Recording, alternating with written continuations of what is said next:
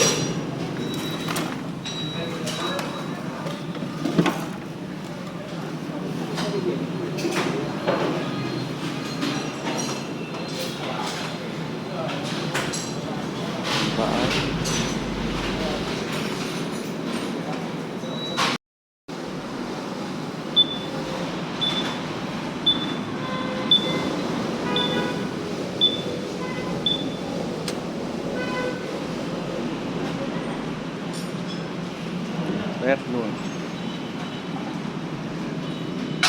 Với là anh cứ xe là xong rồi anh có thể ra. Thì nó xong rồi. Số của anh. Có quả đơn nữa à? Con kia là 2 nhỏ. 0962